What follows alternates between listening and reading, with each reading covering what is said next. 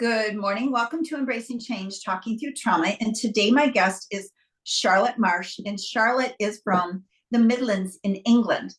And Charlotte is first and foremost a parent, a Pilates instructor, an author, and a breathing coach. And she most recently has written a book entitled Susie Sloth. And we are here today to talk about Susie Sloth and her superpowers and Pilates and breathwork. Welcome, Charlotte. Oh my gosh, it's a pleasure to have you. Hi, Tammy. Thank you so much for having me. We've been waiting for this catch up for a long time.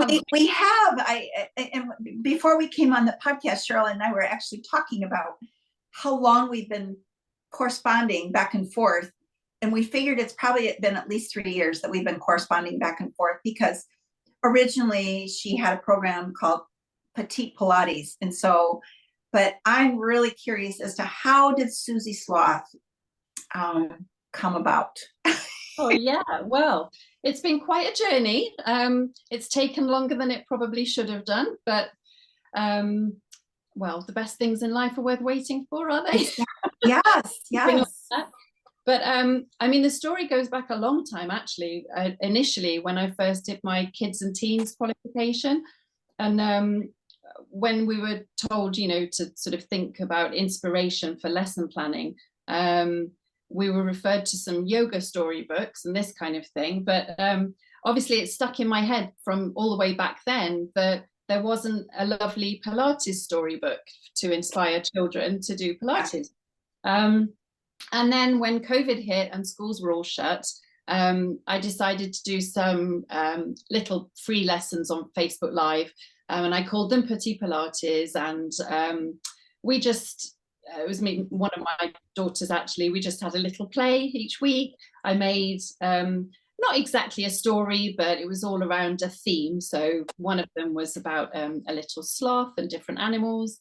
And after we finished that and, you know, schools were shut again, I thought, well, the two just little sparks, you know, I got that little, the bee in my bonnet, and I thought, well, you know, I wrote a whole series of stories for those little Facebook Live lessons.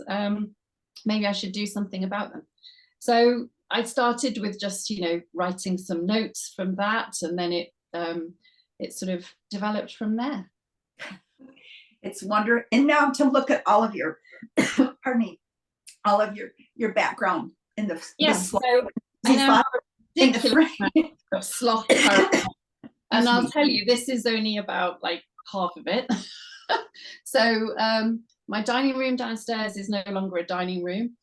This is a spare bedroom. Behind me is chaos, in front of me is chaos. But yeah, there's sloth everything. I have a little prize drawer at the minute running where I've got little sloth prizes going out each week. So that's very sweet. So how did a sloth come about? I mean, like, do you like sloths, or do your children like sloths? It really did start with the fact that sloths can control their breathing. So for me at the time, I was teaching Pilates, but I was very keenly interested in the breathwork side, because that's really where my introduction to Pilates had been for my own personal benefit. Then I studied, then I started teaching. But then it was really this kind of persistent itch that I just had to scratch, really, about not fully understanding breathing cues between different styles of teaching within Pilates. And so breathing had been my deep dive, if you like, my passion in terms of my own research and study, to the point where I put together an online course for other movement teachers, the Benefits of Better Breathing course. And then when I was designing these kids' lessons, I don't know how I first heard about it, but we were doing little animals. And then I discovered that sloths don't need to breathe when they're swimming, and they can hold their breath for up to, I mean, I'm giving a bit of a spoiler here for the book. All right, do. But up to 40 minutes, which is really incredible. And wow. You know, you see them lolling about in trees and hardly moving, but they can swim quite fast and they control their breathing to that extent. And I thought, well, that's got to come in handy, surely, because these lessons that I was teaching for children, they were quite short. They were only half an hour. So they were a bit of Pilates. And then I was each week trying to introduce one kind of breathing practice at the end to try to combine my two areas of interest. So we finished with the little sloth, and we were trying to do a breathing practice like her. So that's how she came to be sort of the main character, really, of this story. Yeah. Wow. And so over the course of time, how long did it actually take, like from, like, because you showed me that pile of papers, like, yeah. So when you started thinking about it, so how long did it actually take you to write? I mean, the story itself didn't take that long. You know, there was a little list of what moves we could do. And should I show this on camera? Sure, you can pick it up and show. I mean, it was, to me, that's always like, when you see like that's from that to this. That's right. So that started with kind of written notes. Yeah. I had to lay it out in such a way that, you know, a manuscript, so somebody could work with that. Then I thought, well, I need to check, you know, how is it going to actually go in a 2-page spread? So laying it out in words like that. And then, of course, another part of the process is that you have a developmental editor quite early on. So to just kind of scope over the whole idea. And at the beginning of this story, we start off with a little boy in Costa Rica, and he's on a holiday, and that's how he meets the sloth. But then he takes the sloth back to Africa. So they get down small and sneak into his suitcase. And then we flew around the room to get, you know, kids. Oh, yeah. So that's how it started, and we had little characters. So we had children in the book to begin. Oh my gosh! So that was Florence, and we had little Finley was the boy. And I spoke to actually a dance school teacher who's a Pilates instructor, Cooper Rust, out in Kenya, because all of the other animals, apart from the sloth, were all based in Kenya. So I wanted to I wanted to make sure that the character looked like she could be a little girl in Kenya, and, you know, everything tied in. But then one of the developmental editors said, okay, we're here, we're there. You know, there aren't that many character voices, so I'm not sure the children are really that necessary. Try again and just scrap the kids, just have it be just the animal. So then that had a few changes. It's like really to and forth. Then a new version, and then I had another editor who, you know, picked apart other bits, because I wanted to make sure that I was doing this properly. I wasn't sure I'd get a publishing deal, so I decided to self-publish, but I wanted it to be very high quality, as if it had gone through the same editorial checks, the same proofreading checks, you know, same amount of sort of quality control. And then I kind of had to start playing around with illustrations and things like that, and choose an illustrator. So we got to the stage of having a bit of a pamphlet with some pictures and a little sloth, and then another pamphlet with a few more pictures. And then it was really a case of having to try and tie in all of the different information, because it wasn't just a storybook, it was an activity book. So I wanted to have an explanation of each of the moves that could be done on the page. And that took us quite a long time to find a way that we could cram in a story, a lovely illustration to inspire kids, but a way of explaining with a diagram and also with words. And that's how we came up with the little circles idea, to fit everything on the page. But the other piece that I really like that you were very cognizant about, and for my listeners, I'm just going to share, I have a background in early childhood education for over 35 years, and actually taught college courses in early childhood. So I was coming at it from both Pilates and an early childhood education background, because the book is beautifully illustrated, and it meets many, many different developmental areas. And it can also be very diverse for children, even with disabilities. So, because I mean, the pictures are beautifully done, Charlotte. Yeah, the illustrator I found, Charlotte, her name as well. She really did a fantastic job. I love the little character face that she came up with. I just fell in love with her. Yeah. She's so sweet. But I think that you know, to get children interested in an activity book, it's got to be really appealing from the very beginning, isn't it? So the idea of, shall we go on an adventure? You know, shall we? Yes, we, you know, you're trying to elicit a positive response. Of course. On each page, I did I joined a mentoring group for writing children's books. And one of the things which I hadn't realized it was called this specifically, but on each page, it finishes with the same phrase, who could it be? And children like a repetitive phrase in kids' books. Yes, So, and the other thing, I think you call it, hold on. I think you call it, do you call her Ladybird? Ladybird in Ladybird. You call it a ladybird. Yes, okay, yes. Yeah. So, yes, but what I liked about it, because I read this book with my grandson, excuse me, and he's 4. And when he found it, it was like, it was repetitive. Excuse me.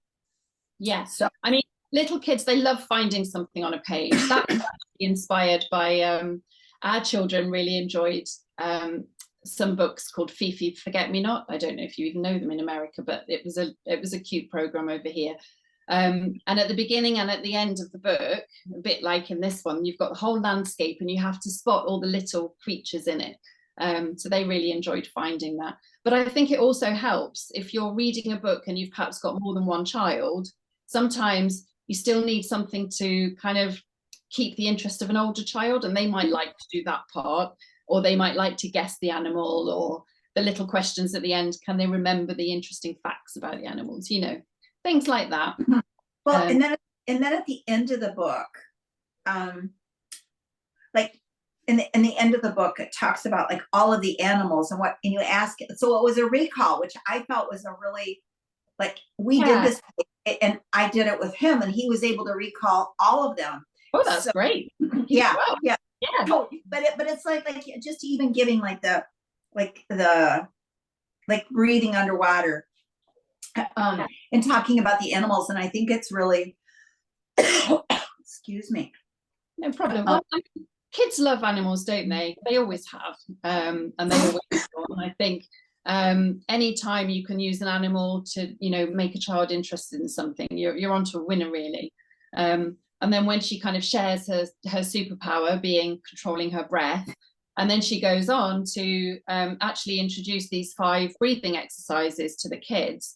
And I obviously that took quite a lot of thought as to which breathing exercises to introduce to children.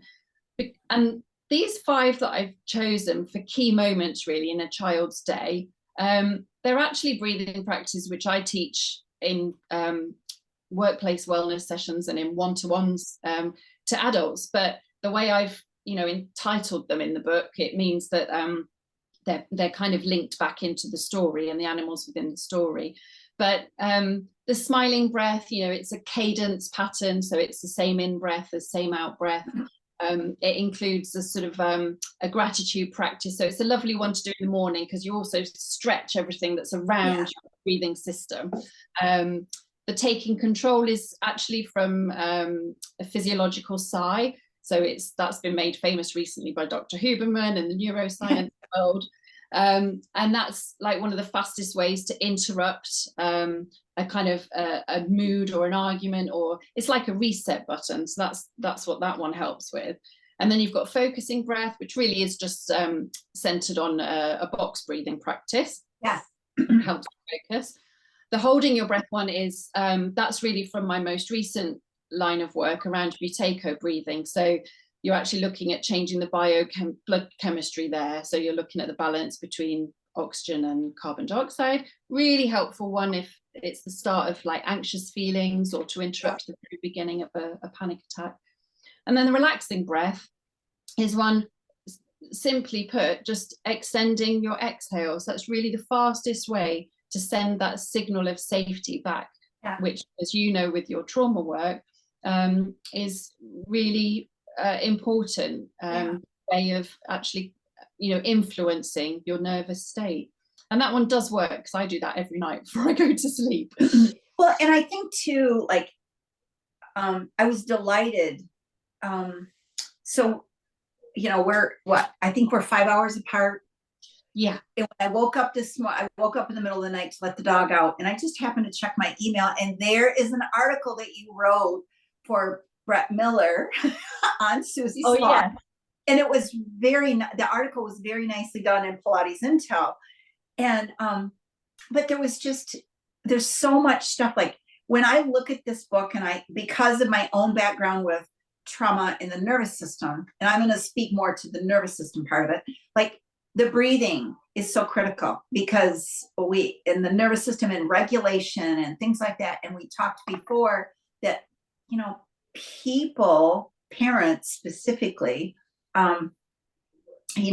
there's so much talk about co-regulation with little ones, and a lot of times people don't even realize they're doing it. But as educators like you and I both are, understanding the nervous system and how it has an impact on the brain and how it impacts our whole body, and all of this stuff. And I just find that the like your story, and even like the article that you wrote, was it was just well written. And I applaud you for the writing and the article. So, and even in your book, it's been a process. So you are a self-editor then, is that what I'm hearing you say? I've self-published this book, yeah.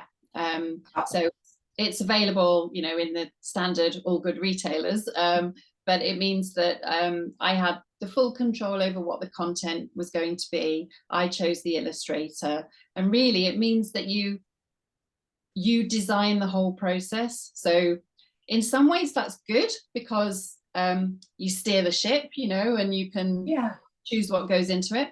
On the other hand, I did not have a clue, I'll be honest, just how much would need to go into it in terms of, like the editorial process, the proofreading process, and then not only the, crafting the story and then the illustrations and matching everything up, but then even to the point of loading it all in the right formats onto the correct systems and getting one system to talk to another. And that they were very nerve-wracking days, but touch wood, I think everything connected where it needed to, and it is for sale worldwide. So I did something right, I think.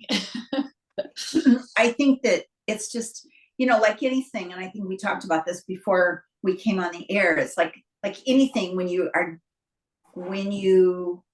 I like your term, when you have a bee in your bonnet and you consistently show up and you're doing the same thing over and over and over again, that people begin to recognize, oh, Charlotte, she wrote the book, and she's Pilates and Children and Breathwork. It's just, but I think when I started learning more about breathing, and I had my own issues around some body compensations and some pain, and 2 or 3 breathing drills with movement have helped me so much. And then one of my daughters had a really strange breathing pattern for a time, where it's like a paradoxical breathing pattern. Her tummy went in as she was breathing in, like the complete opposite to what you would expect to see. And I felt very lucky that I knew a little bit enough to identify that there was something up there. So we helped her with that. But I also think that with the work that I've done for a number of years in schools, when I first was involved in our local school, you didn't really hear that much about mental health issues, and particularly around anxiety. And the statistics over here are quite alarming in terms of how many children are now suffering with anxiety. It's really so upsetting, isn't it? But what I don't understand is here we have a waiting list that's over 2 years to get a child help for their mental health. And yet nobody is helping looking at their breathing, because breathing too fast is one of the surest ways to actually cause an anxiety feeling. And also explaining to children, when you feel nervous and you feel a bit anxious and you've got butterflies in your tummy, isn't that a similar feeling to when you feel really excited the night before your birthday, or, you know, before you see what Father Christmas left under the tree, or, you know, talk about these feelings and talk about what's actually physiologically happening in the body. Because children are able to learn. You know, this isn't some like crazy neuroscience concept that is the preserve of psychotherapists, or, you know, very highly qualified senior child experts. And let me tell you, I've spoken with some psychotherapists who give a couple of breathing practices, but they've been very open and honest with me and said, you know, it was a 4-7-8. I don't really know why we give a 4-7-8. And I said, well, for some people, if you're used to breathing very fast and quite shallow, you know, that's a hard starting point. And certainly for a child, their breathing rates are faster than ours. That's probably, you're asking too much of them. That's not going to be helpful. So, you know, we can talk about this in very basic terms. Breathing, all we can do really is how fast we breathe and how big a breath we're taking in. So it doesn't need to be overly complicated. And I hope that what I've done in the book is take some very practical, useful exercises and break them down, present them really simply. And it's not just kids who can benefit from these, I'll tell you. It's I think too, I love the fact that you're tying it back to mental health, because both in the United States and in England, it's not just our two countries. There is a worldwide epidemic of mental health. And when you see it affecting, you know, people of all, you know, children as well as adults, and it affects our breathing, but it also affects our nervous system. And it's just, it's so, we can't separate it. You can't separate it.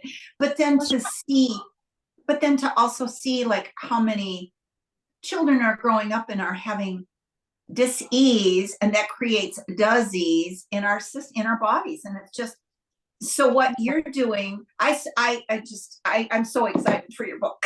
I mean, it's something, well, it's needed. And I have lots of children's yoga books, because I've taught children's yoga for years, and none of them have ever illustrated breath like you have in any of the books that I have. And I have a lot of them.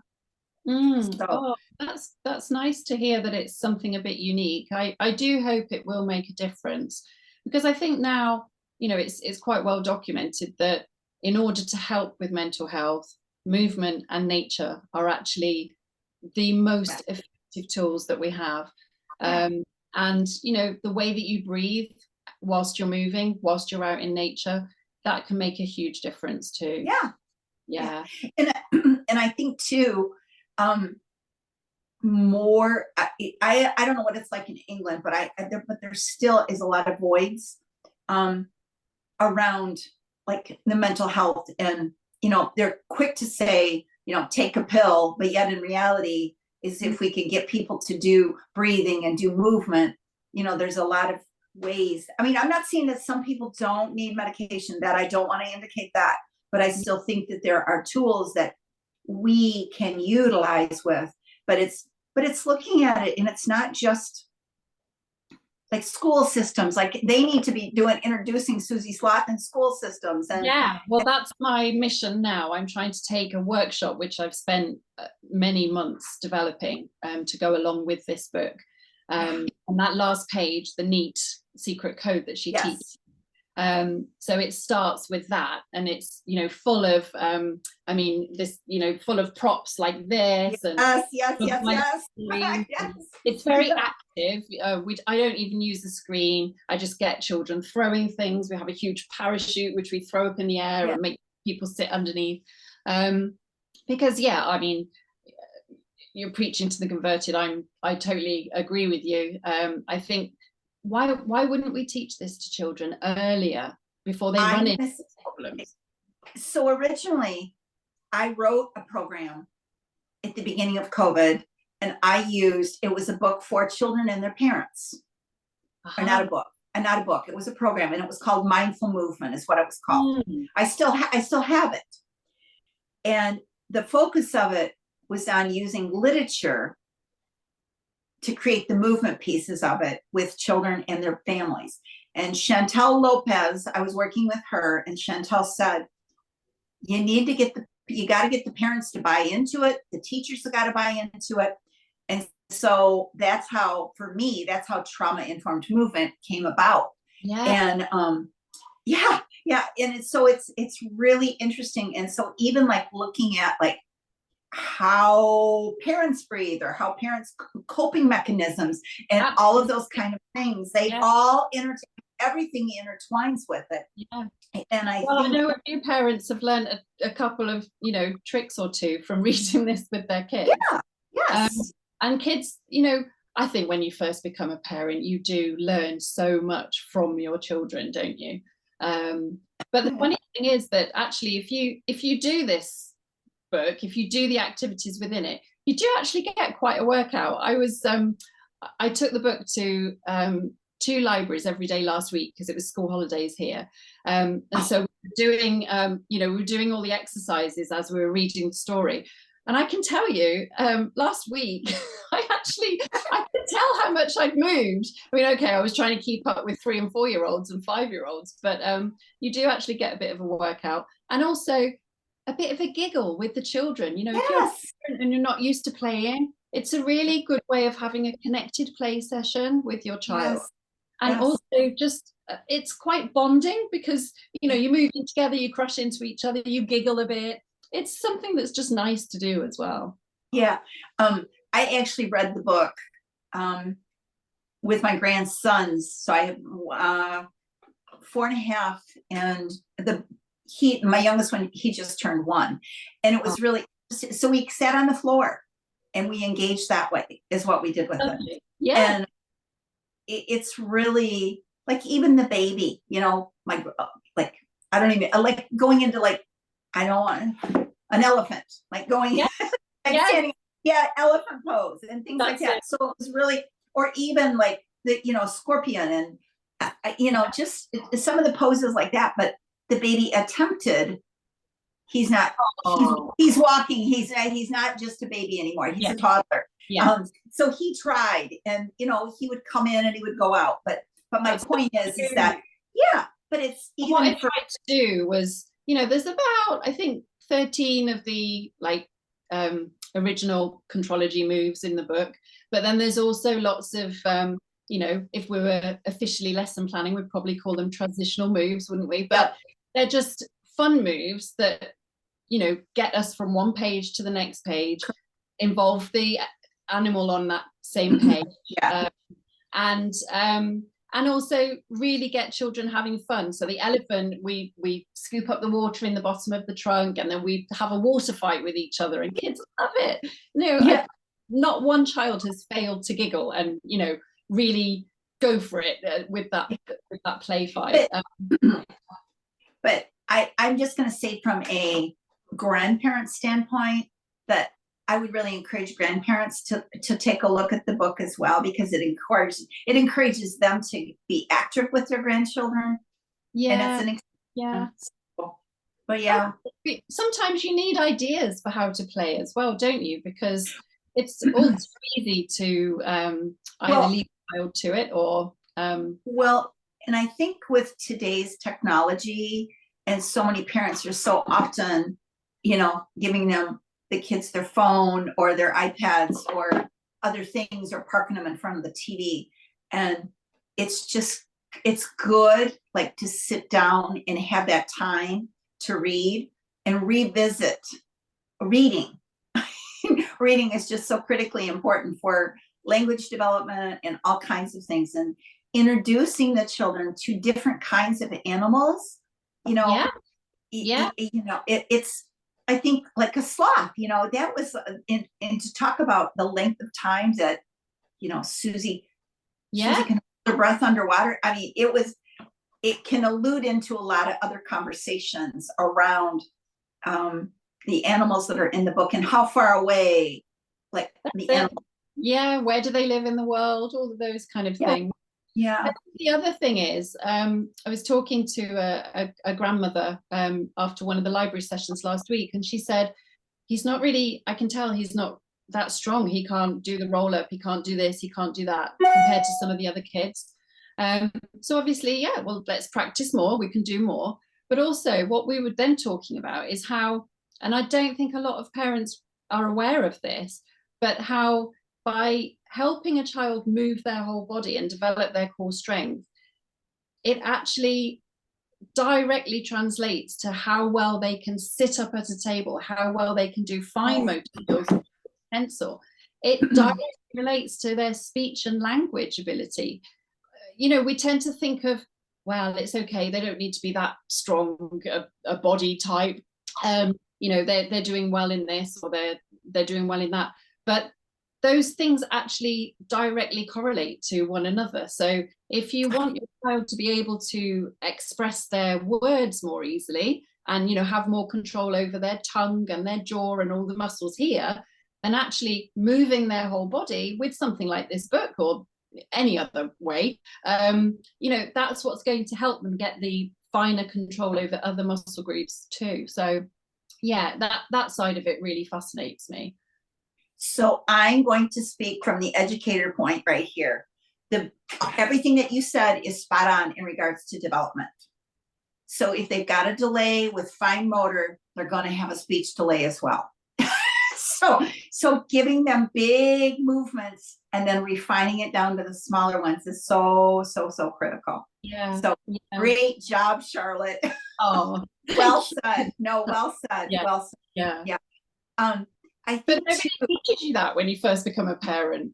It's like when you think about refined movements, when a baby develops, they develop from the core or the inner, and the last things that are going to develop are going to be those little small muscles in your fingers, and just something as simple as putting their hands, like spreading their fingers and putting their hands against the floor or the carpet, or is strengthening their hands, let alone picking up and learning how to hold a pencil. And oftentimes you can't go, kids are not going to move through developmental patterns linear. They're going to move in all different directions. But I always like to say, like, you know, for babies learning how to sit, you know, there's so many skills that go into play with that, like just even pushing themselves up and like doing what animal do you have in here that you were doing? Crocodile, when they do yes like that's the very first, like when you think about it in child development year, like pressing up, that's one of the very first things, and holding their head and turning their head side to side. It's there's a lot with it, but I think that, so you also wrote an article for Brett Miller's Pilates and Tell, and it's published. So today is November 8th. This publish will be coming out probably in a couple of weeks. But it'll be a nice dovetail for what you've written with him. And I loved the fact that that you intertwined so much and you connected it back to Pilates, but also, you know, the nervous system and how we can't separate anything. And I just feel that it's so important. And I just want to say, I felt your article was very well written as well. So that's very kind of you, Tammy. And thanks so much for helping me to spread the word about this Susie Sloth Superpower, because as a self-published author, it's hard because I don't have a marketing department obviously behind me. But I think it's just, you know, on the surface, it's a fun activity book, isn't it? Kids just love to play. That's what they like. But with your background, you can see the principles that are actually running through it. And hopefully, you know, we'll be teaching one little set of lungs at a time, is what I like to say. But also teaching some parents too, because they don't always have these lessons. Well, I didn't have those lessons before I became a parent. So sometimes, you know, via a children's book, you can maybe get to the whole family and teach a little bit about how best makes a difference. Yeah, but I think too, it's like like encouraging parents to put their children on the floor and not put them, I'm going to just use the word containers, like bouncy seats and those kind of things. It's like having them on the floor so they can move their body. This just supports everything. It supports everything that, and I've been in like teaching like child development for a very, very long time.